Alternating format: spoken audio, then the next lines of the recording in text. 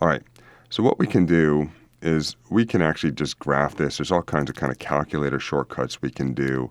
We can have the calculator even factor it out, and I encourage you to go look at our calculator tutorial to figure out how to do that if you don't already know.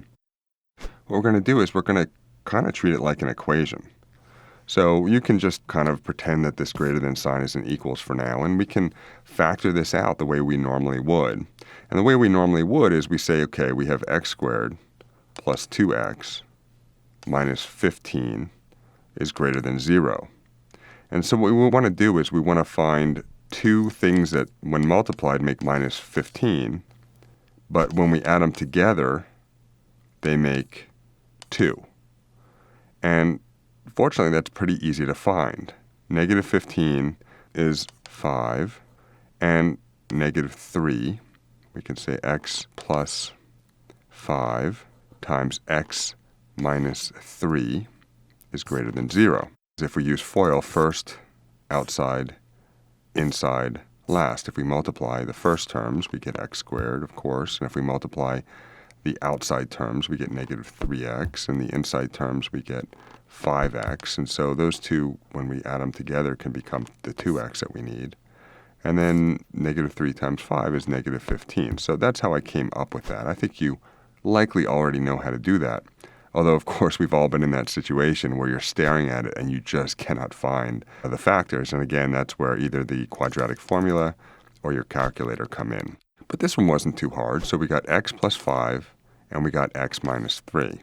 And so that means our values would be at negative 5, because if you use negative 5 in here, you see this term becomes 0.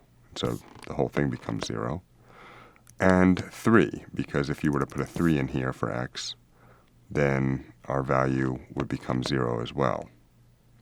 All right, so we have these kind of inflection points, and we can put it on a number line. And we say, okay, negative 5 is here, and 3 is here.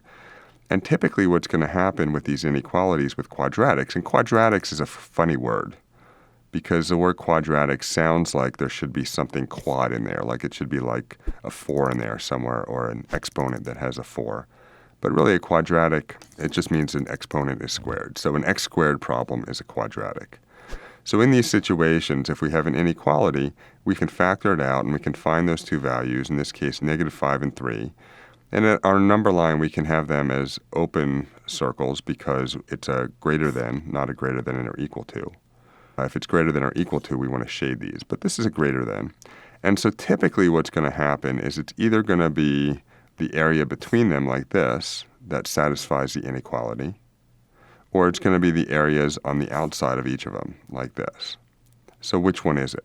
Now there's a couple of options here, but I like to just say, okay, let's just pick a number on each of the three segments. One out here to the left of negative 5, we'll just call that one negative 6.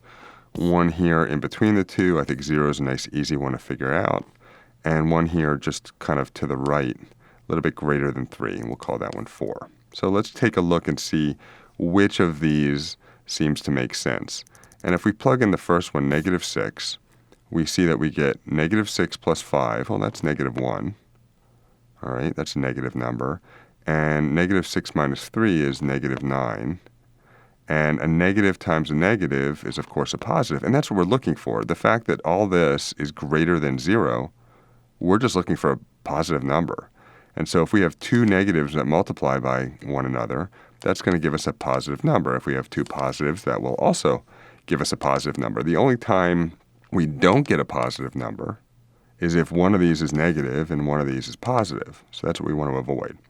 So, okay, negative 6 seems to work because it gives us 9, and 9 is in fact greater than 0. So we can kind of just color in that area of the number line. Now, like I just said, if you're in a hurry, once you know it's to the outside of this one, it's almost certainly to the outside of that one. So you can probably just move on. But we're going to keep working it through because it's more fun that way. And so let's try 0. Let's try this area in the middle. 0 plus 5, well, that's a positive 5. That's a positive number. And then 0 minus 3, well, that's a negative number. That's negative 3. So that we get a negative 15 when we multiply them together. And that's not greater than 0 because we had a positive and we're multiplying by a negative. So we know this area in the middle does not work. And if we look at 4, 4 plus 5 is 9, and 4 minus 3 is 1. So we're back at 9. We just got it by multiplying two positive numbers instead of two negative numbers. But we got two positive numbers, 9, so we know that 4 works. So we know that it's going to be x is less than negative 5 or x is greater than 3. It's going to be this one. Now, if you were to look at it on a graphing calculator, because you can do that, you'd get something like this. It's a parabola because quadratics, these things with x squareds, they tend to come up as parabolas, and it looks something like this. And so just remember, we're looking for something where the y value is greater than 0, where this kind of x squared plus 2x minus 15, where it's greater than 0. And so you see it's all of this area here. So when does that happen? Well, that happens when we're at x is any value less than negative 5, and at any value where x is greater than 3. That's a good way to check it as well if you have the time.